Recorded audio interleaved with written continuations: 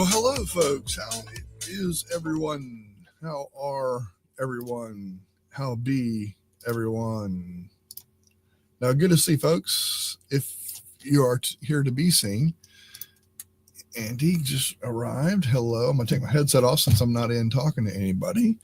And thank you, members, for showing up. Usually you guys are the ones that show up first, and you can tell that they're a member in the YouTube area with this little symbol.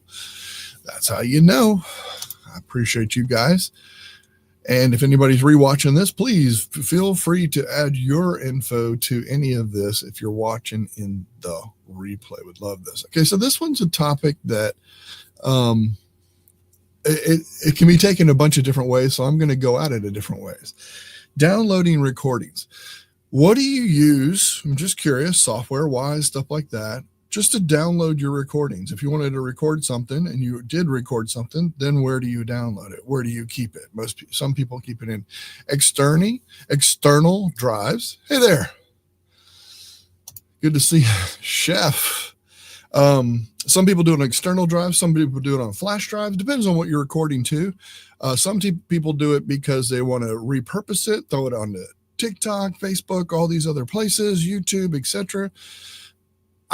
Today we're just talking about how do you record? What do you use to record? I'm real curious if you need something quickly recorded. Are you trying to record something that is something for work and you needed to show somebody something? How do you do that? What's the quickest and easiest way for you that you feel?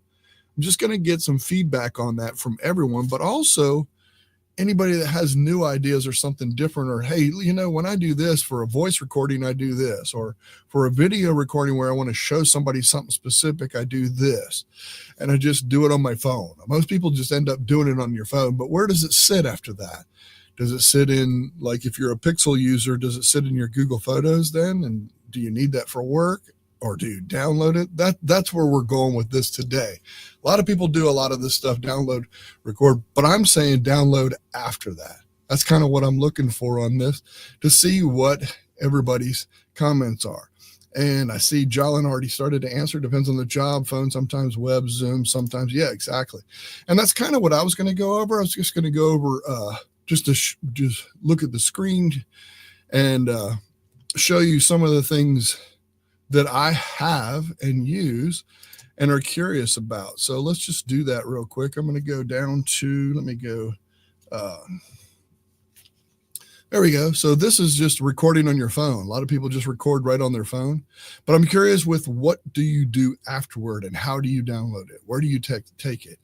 Like a text message, or maybe a video message, or just video calls, things like that. Is your phone capable of doing that? And just things like that. Do you check that kind of stuff and do that kind of stuff? YouTube, straight from YouTube, from your YouTube app, you can start a short and do a recording. The only thing with that is it goes straight to your YouTube channel. So sometimes you don't always want to do that. Copyright stuff, music, etc. StreamYard. Some people use StreamYard. I know I use StreamYard real quickly because it's quick, convenient, and open on my computer, but not always on my phone. Zoom is fantastic for a video recording really quick. And most people use this for meetings, but I'll do it for a quick recording.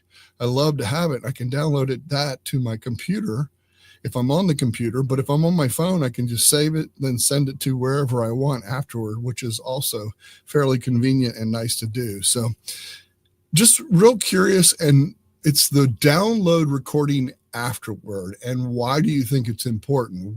Give me some scenarios of where that might help others too in things that they're doing. Good to see a bunch of responses. Let me go back here.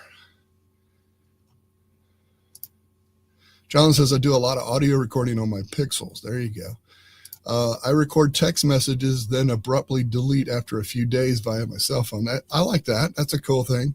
Just to record your text message. So you have a verbal voice recorded something for your text messages. That's pretty interesting. That's cool. And then you have a transcript afterward. I'm not sure. Fill us in a little bit more about that. That's kind of cool. I have found easiest for me is an app called Local Send. That's kind of cool too. That's a fun one to see. Usually just download it to my tote on my Chromebooks. Okay, so yeah, quick, easy record on the Chromebook can be pretty cool too. Easy transfer from phones to another folder on my Windows system. Works on Apple side too. Yeah, I know a lot of people will use their iPad to record. If they have their iPad, they'll just take their iPad, record, and go that route. Windows as well as Google wants me to sync everything. There you go. I like it. Me, use phone for download. Yeah, there you go. For convenience. Yeah. No, I get that. I got it. I understand. Got to clean those cache. That's right. No, I get that. Those are all great points. I like to have recordings of certain things too. A lot of times we just email, but if I'm in a phone conversation, I'll hit record on my phone. The hardest thing for me that I've found, and because it's always changing, where do I go get that? Where do I save that? I can always replay it because usually it's done through voice recordings or whatever, but I have to figure out how to get that down to something. And a lot of people are doing that for legal things. In some states you're in, you have to let them know that you're recording that. So I don't want to get anybody in trouble and just start doing all this, but sometimes it's great to have that information. And I'll open up Keep and record my conversation and repeat an address. So like, for example, I'll start a Keep voice and say, okay, so you're saying 123, this street at this town, South Carolina is where I am, and then a zip code. And then that way it gets recorded on Keep and it transcribes that for me. So that's another one. And then I always have it. That's kind of cool. It doesn't take up any space right now. So for me, these are cool things to be able to do and that kind of stuff. That's why I'm real curious just to see and hear what other people have to say and what your use cases are and why you might want to do that. So anybody that wants to fill in information and give us some of that input, that would be great. Tip is gone for how long? Oh, we're at 8 minutes. I'm going to go ahead and take us on out. I will do the backstage pass for people that are members of the community. We'd love to have you come in. And Keep does rock. There you go. That should be a quote or a hashtag, right?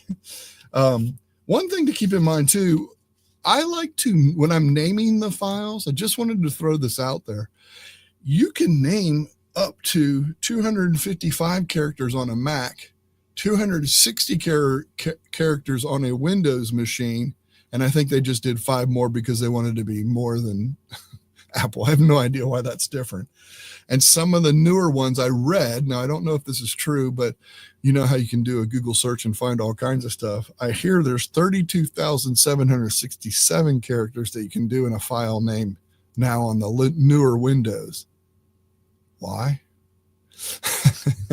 And who picked that number? When you round it down or round it up? Anyway, just having fun, just going over stuff.